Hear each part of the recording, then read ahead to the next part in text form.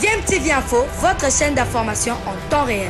La politique, la santé, le sport, les faits de société, la musique, les rumeurs et bien plus encore. Vous découvrirez cela dans notre chaîne DMTV Info.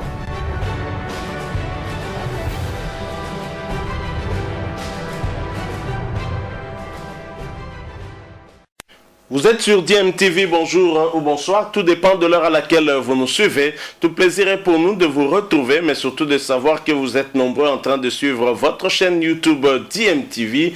DMTV qui vous propose l'actualité, mais vous propose aussi des analyses et des réflexions sur des sujets d'actualité, sur des faits sociaux ou tout simplement des réalités que nous observons ici chez nous en République démocratique du Congo. CECAFA Cup, vous le savez, c'est une compétition qui se joue à Bahir Dar en Éthiopie, où la République démocratique du Congo a été invitée et fait partie du groupe A ensemble avec l'Ouganda et la Tanzanie. Il y a 3 équipes par groupe et la République démocratique du Congo qui a affronté en match en première rencontre de ce groupe l'Ouganda qui est tenant du titre. La RDC a réussi à faire jeu égal avec l'Ouganda, 0 but partout, et les Léopards U23 de la République démocratique du Congo vont affronter ce mercredi les Taifa Stars de la Tanzanie. Et bien entendu, les Léopards de moins de 23 ans de la République démocratique du Congo vont essayer de se qualifier pour le tour prochain après leur match nul. Une défaite donc est interdite pour les Léopards pour éviter de sortir nos calculettes. Je rappelle que cette rencontre va se jouer sur le coup de 16h heure locale et 14h heure de Kinshasa. Ce sera bien au stade de Bahir Dar en Éthiopie, bien évidemment. Et pour ce match de la deuxième journée pour la République démocratique du Congo, mais ce sera pour la première journée de la Tanzanie, parce que la Tanzanie n'est pas encore entrée en lice, hein, je l'ai dit. Il y a 3 équipes dans ce groupe.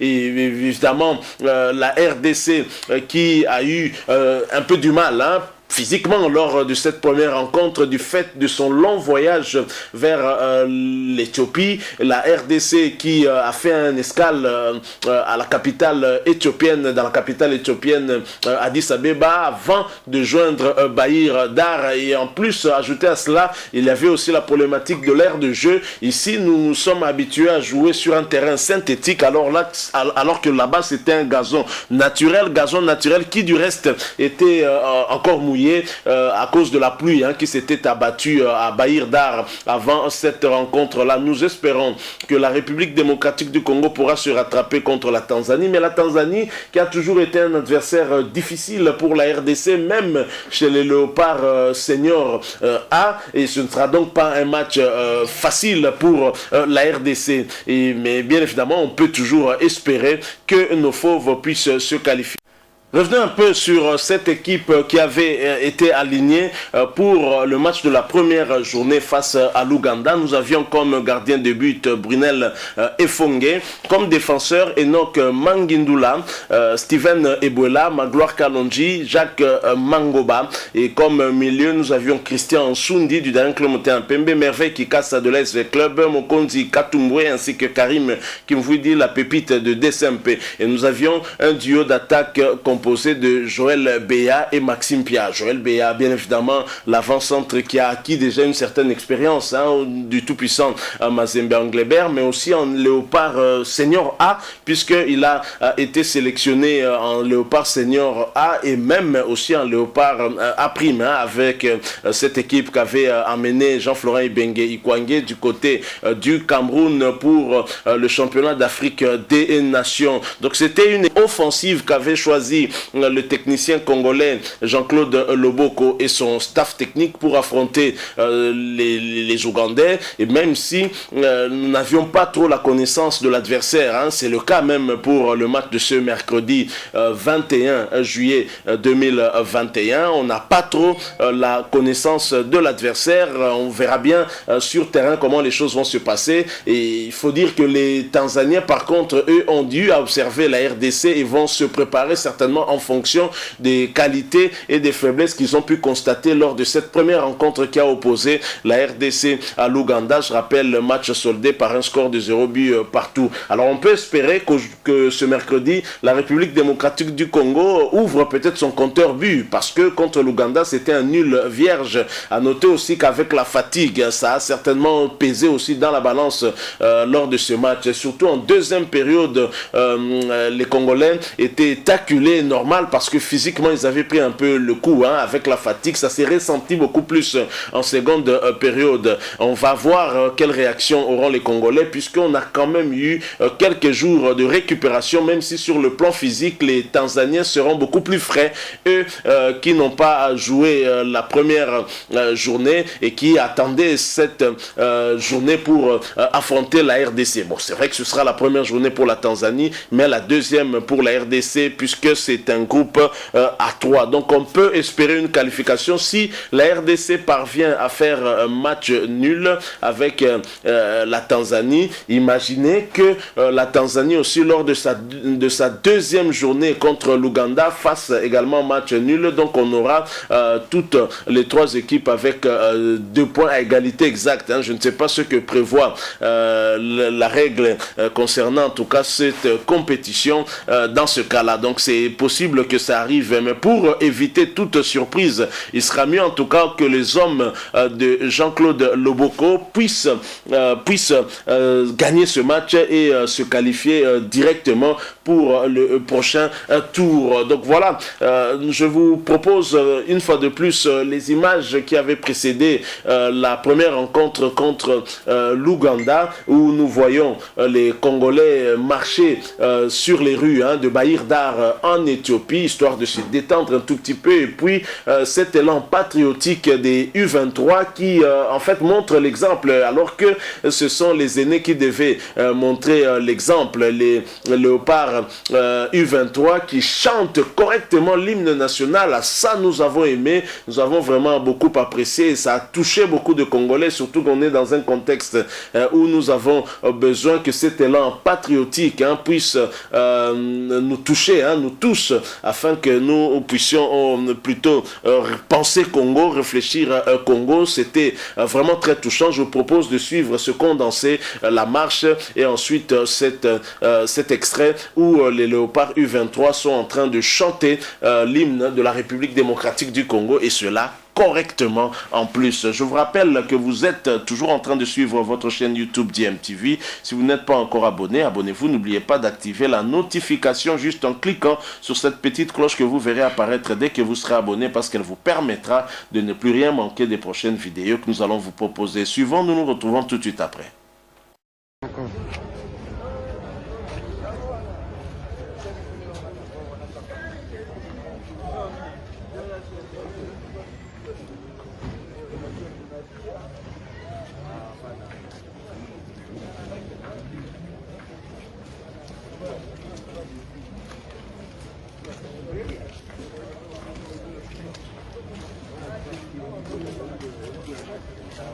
Je